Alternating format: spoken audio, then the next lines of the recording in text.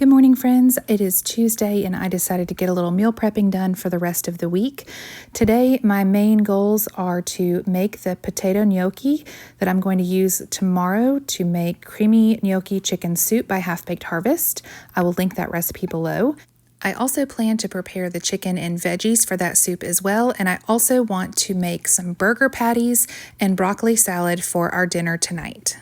But first, I'm going to take care of these dirty dishes.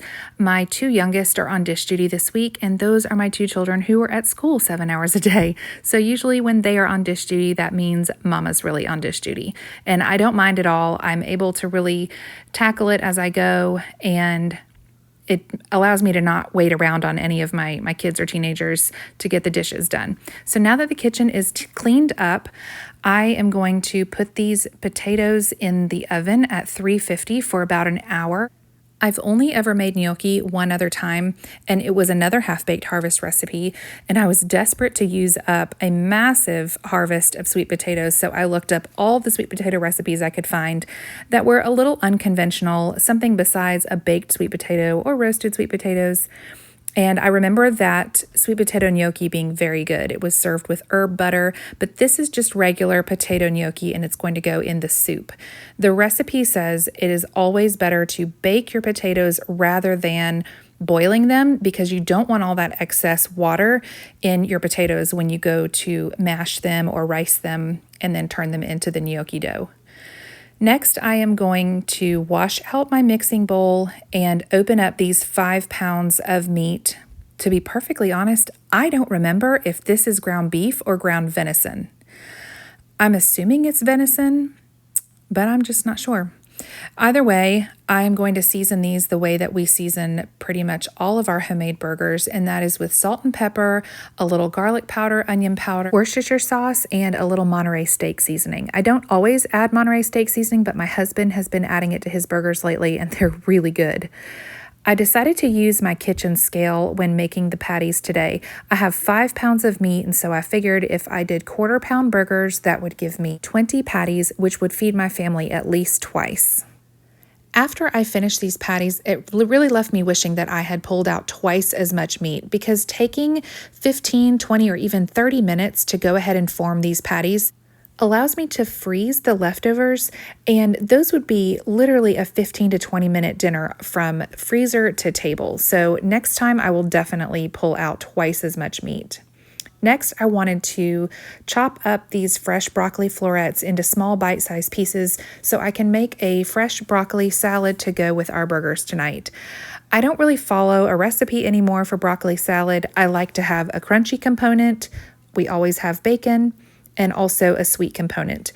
There have been times in the past where my favorite was adding cashews and craisins, like dried cranberries, but I did not have either of those this time. So I went ahead and took some bacon out of the freezer, sliced it up really small, and got that going on the skillet.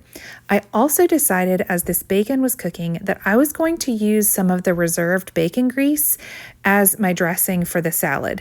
I mean, mayonnaise is mostly oil anyways, so we might as well use the flavor from the bacon grease to add that to our dressing. I also wanted to show you how clean my stovetop still is, even though I cleaned it yesterday. It's been used several times since then. Now, I decided to use an apple for the sweet component of the broccoli salad today, since I did not have any craisins or even raisins. Golden raisins are also a really delicious addition. This is a Cosmic Crisp apple, which is our favorite. It's nice and crunchy, but also really sweet, so I think it's going to be really good in the broccoli salad. As I mentioned before, we do not have any cashews right now, but I did remember that we had these roasted, salted sunflower kernels. I decided to use an entire cup of those. They're actually good till the end of this summer. I think that will add a little extra salt and crunch, so we'll see how that turns out as far as flavor in the salad.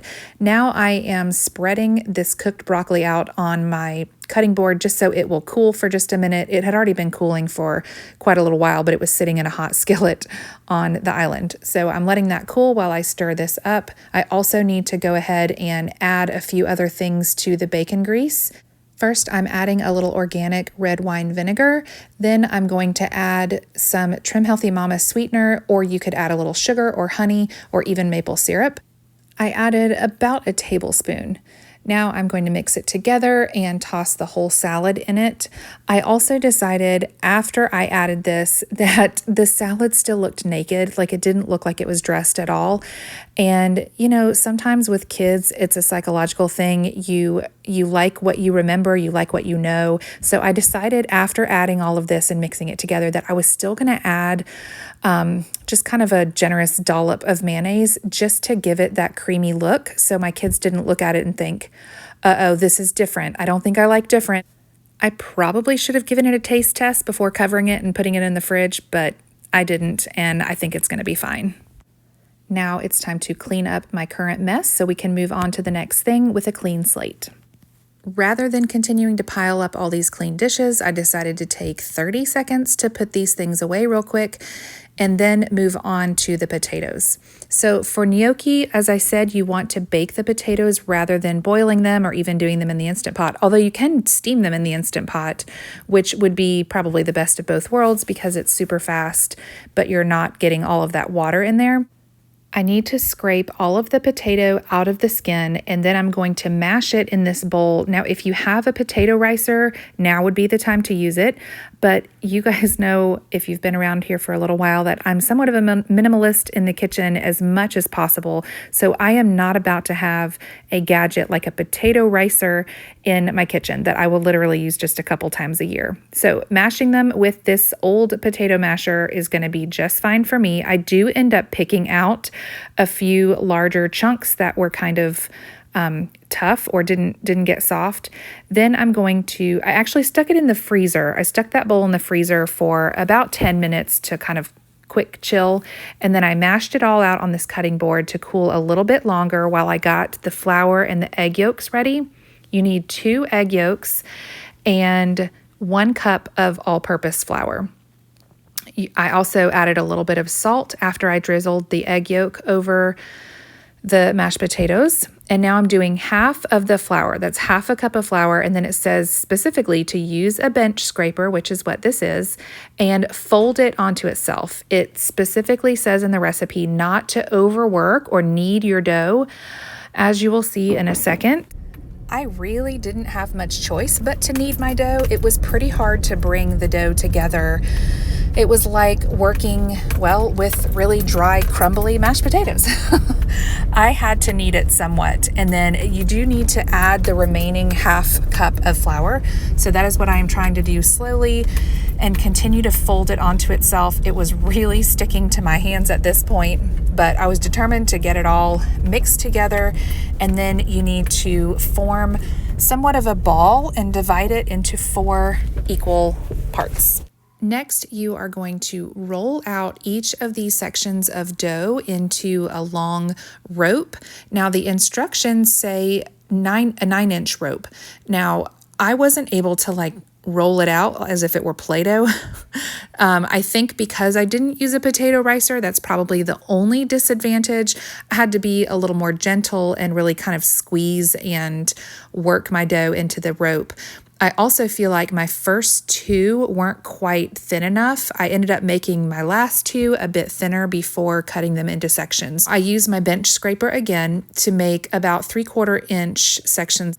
And then I'm just going to place them on a parchment-lined baking sheet as I finish the rest. Whenever I am making recipes like potato gnocchi, my mind wanders to the different varieties and variations that I could come up with and use in other recipes. For example, it would be easy to substitute homemade dumplings with frozen gnocchi if you already had some in the freezer. Also, I think gnocchi would be really good in like a chicken pot pie filling if you use your veggies and make the sauce or gravy and then add the gnocchi in place of crust. Since I'm not planning to use this until tomorrow night when I make the soup, I went ahead and stuck it in the freezer, and I'll be able to add it to our soup tomorrow, still frozen. Next, I am going to get the veggies prepared for the rest of the creamy gnocchi chicken soup. My plan is to saute these veggies until they're nice and soft and seasoned.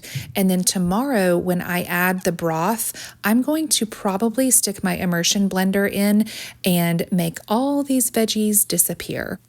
Now I am mixing up the herbs and spices for this recipe. It called for a tablespoon of Italian seasoning, a teaspoon of paprika, 2 teaspoons of dried thyme, and a few pinches of salt. If you add your seasoning blend like this to your veggies or your meat before you add broth or cream or whatever liquid the recipe calls for, you end up with a more concentrated flavor in your veggies or on your meat. So that's what I decided to do with this recipe. Here I added 2 generous forks full of minced garlic. I don't ever measure garlic because you can't really have too much. And then I split half of those herbs and spices among the veggies, and I'm going to put the other half on my chicken. Now I decided to saute the veggies separately, take them out and remove them to a bowl, and then add my chicken to the skillet, so that since I'm not making the soup tonight, I wanted to do the meat separately. I think the recipe says that you can do it all together in one big pot or skillet. I'm going to cook the chicken. You can see that I've already seasoned it, and then I will cut it into bite-sized pieces tomorrow, but I don't want the chicken to dry out, so I just left it in these really large chunks. And then tomorrow, before I add it to the soup, I will test a piece, make sure it is flavorful enough and doesn't need any more salt and pepper, and then I'll cut it into bite-sized pieces and put it in the soup. Thank you for joining me as I prepped the rest of our meals for this week. I hope it encourages you to take 30 minutes to an hour at the beginning of the week and prep food so that dinners are easier on you throughout the rest of the week. Thanks for watching.